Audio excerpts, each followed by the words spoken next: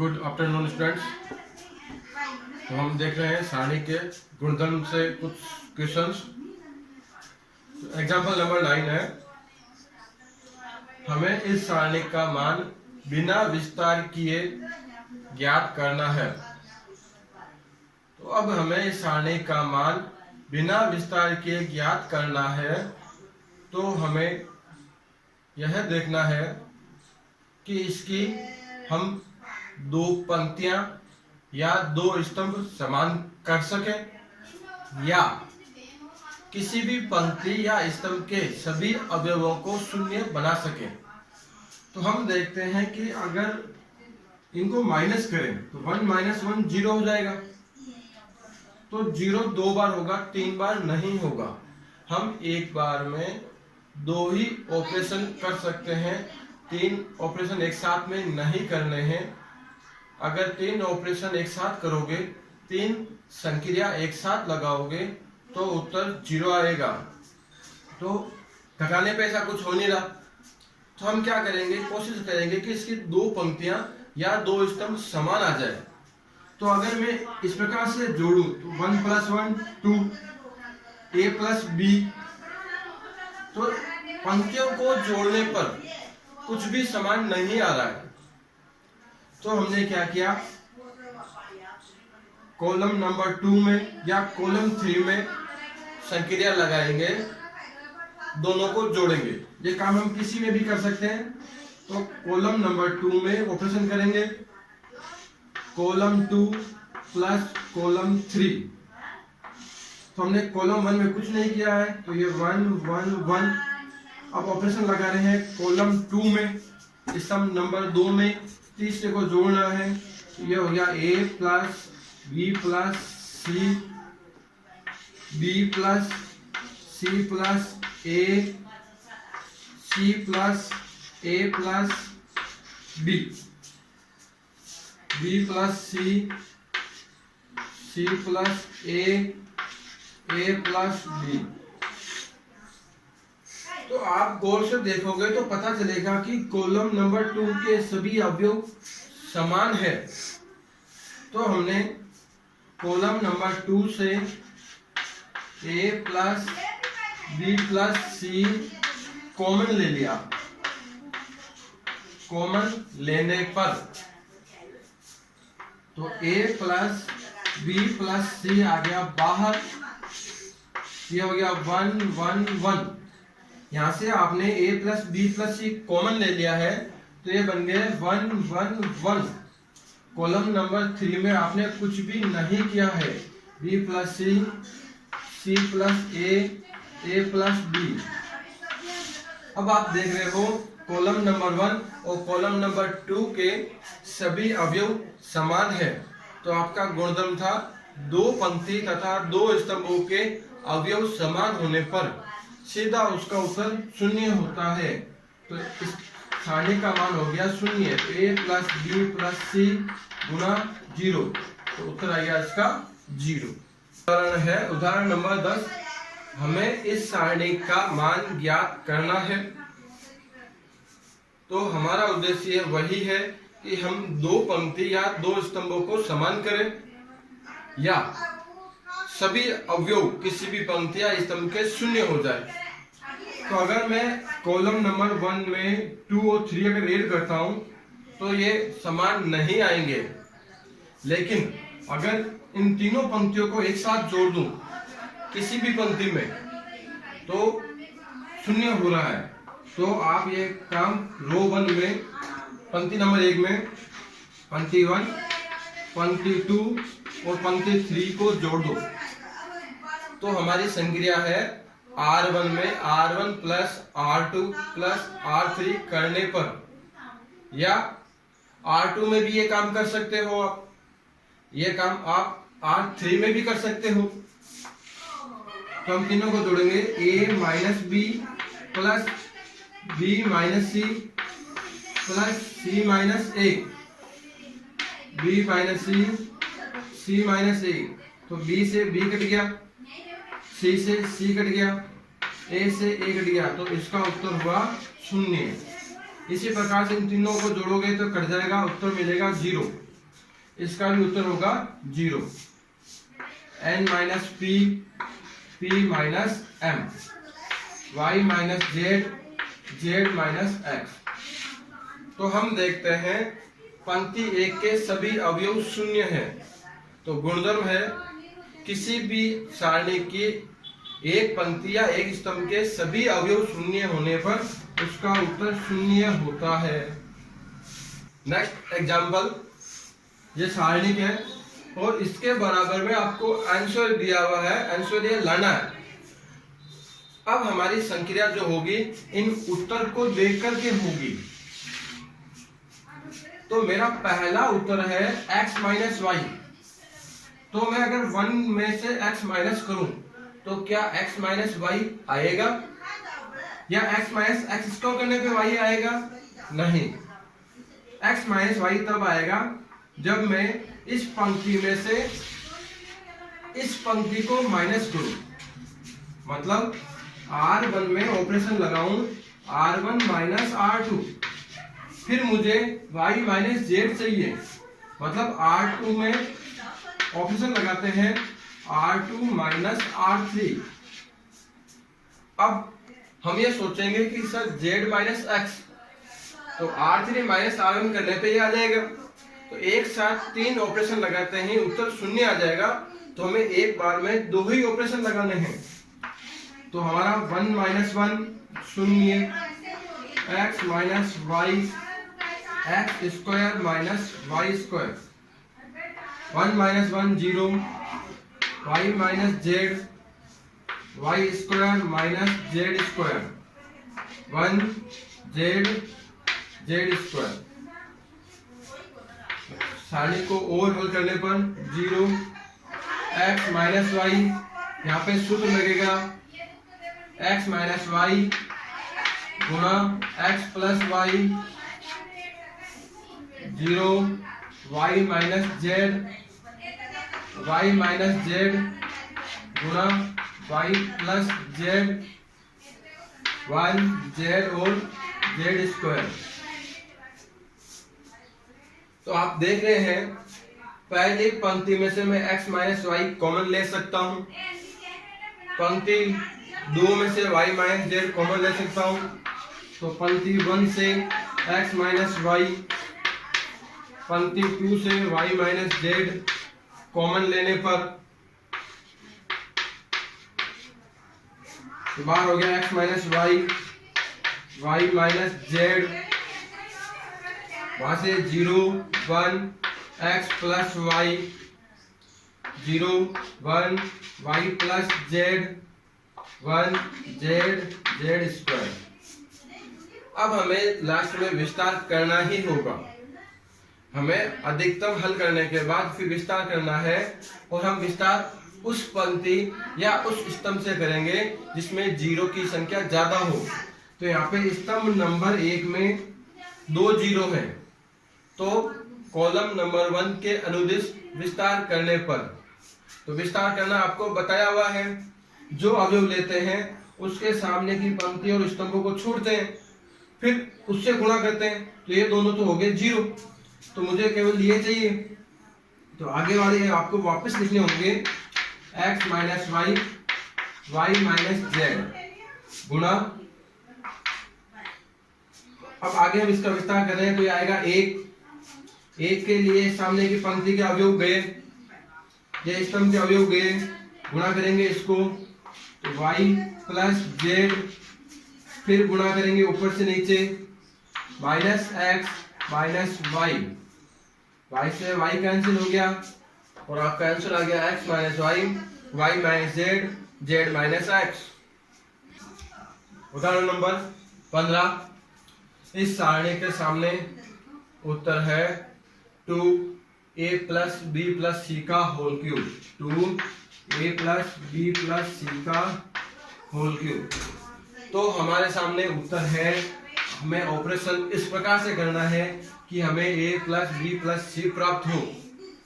तो आप देखिए, अगर मैं इन तीनों को जोड़ूं या 2 को जोड़ूं तो a plus b plus 3c होगा, या तीनों को जोड़ूंगा तो a plus b plus 4c होगा। 4a प्लस बी प्लस सी होगा। क्या a प्लस बी प्लस सी आ रहा है? तो उत्तर है हमारा नहीं। हमें ये चीज प्राप्त नहीं हो रही है। मतलब दो पंक्तियों को या तीनों पंक्तियों को जोड़ने पर जो हमारे राइट हैंड साइड में उत्तर है वो नहीं आ रहा है। तो हमने चेंज किया कि कॉलम को जोड़ा जाए। तो कॉलम नंबर 1 में column 1 plus column 2 plus column 3 जोड़ने पर, अब यह काम आप कॉलम 1 में करो या 2 में करो या 3 में करो, एक जगह करना है, कोई फर्क नहीं पड़ेगा। तो ये देखो ये a plus a 2a, b plus b 2b और 2c खुद, तो 2a plus 2b plus 2c। इसी प्रकार से b plus b 2b, c plus c 2c, ये भी हो गया 2a plus 2b plus 2c, 2a plus 2b plus 2c। इनमें कुछ नहीं करना है।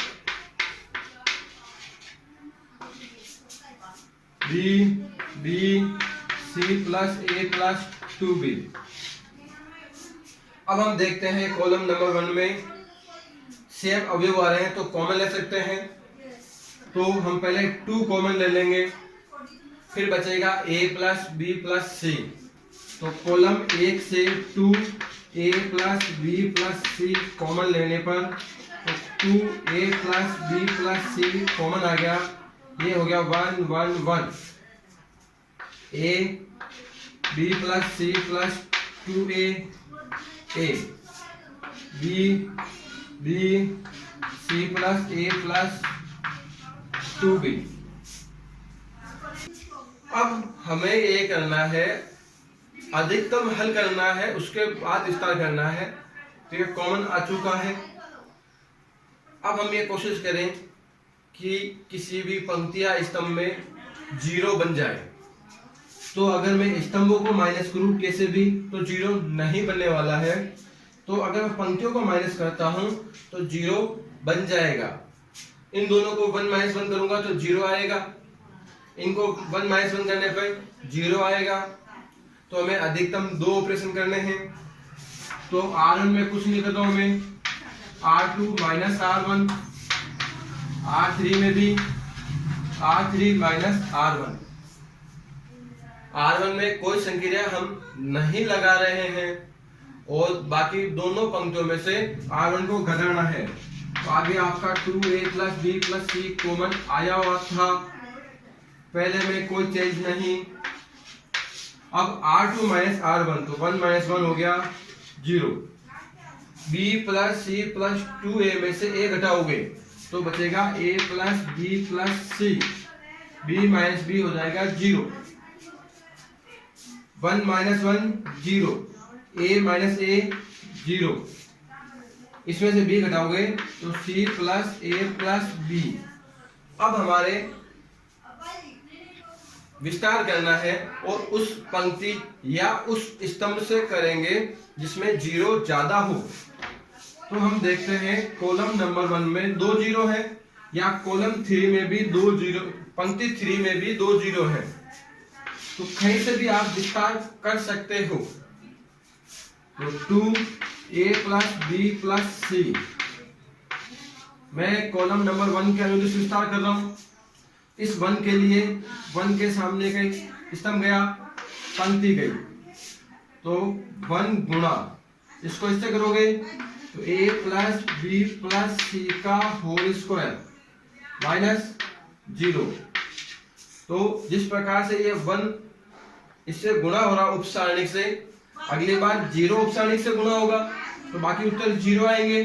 तो हमें हल नहीं करना है, इनको गुणा कर लो तो 2a plus b plus c का क्यूब रिक्वायर्ड आंसर। तो ये सारणिक है और इसका उत्तर यह चाहिए a b c 1 plus 1 upon a plus 1 upon b plus 1 upon c। तो जोड़ में आपको 1 upon a 1 upon b 1 upon c चाहिए। क्या आपको इसमें 1 अपॉन a नजर आ रहा है? अगर मैं तीनों को जोड़ दूं या 2 को जोड़ूं क्या सेम आएंगे? इन 2 को जोड़ते हैं, 2 plus a 2 plus b 2 same नहीं आया, तो कुछ भी करने पर एक कैसे भी संक्रिया लगाओ आप, R1 plus R2, R2 plus R3, R1 plus R2 plus R3, C1 में जोड़ो दो, कैसे भी सेम नहीं आ रहा है। तो हम देखते हैं कि हमें नजर आ रहा है बार ABC कॉमन आए हुए हैं, बार ABC उत्तर है। तो हमने क्या किया, हम यहाँ पे किसी भी पंक्ति से, पहली पंक्ति या पहले स्तंभ से हम R1 या C1 से A कॉमन लेने पर, अगर हम पहले ऑपरेशन R में लगाते हैं तो फिर बाकी भी R में लगाने हैं, पहले C में लगा रहे हैं तो फिर C में लगाएं। तो हमने क्या किया, पंक्ति 1 से R1 से ले लिया A कॉमन, R2 से B कॉमन, R3 से C कॉमन लेने पर बार हो गया ABC। यहां से आपने A कॉमन लिया है, अब यहाँ पे तो A है ही नहीं, तो यहाँ पे क्या होगा 1/A, A कॉमन ले लिया तो 1, ये हो गया 1/A, ये 1/A, यहाँ पे B नहीं था, कॉमन लिया इसलिए 1/B, 1/B plus 1, 1/B, 1/C, 1/C, 1/C plus 1। अब ABC आ चुका है, आपको चाहिए 1 plus 1/A plus 1/B plus 1/C। क्या आपको इन तीनों को ऐड करने पे ये चीज मिलेगी? नहीं, इन तीनों को ऐड करने पे ये चीज नहीं मिल रही है।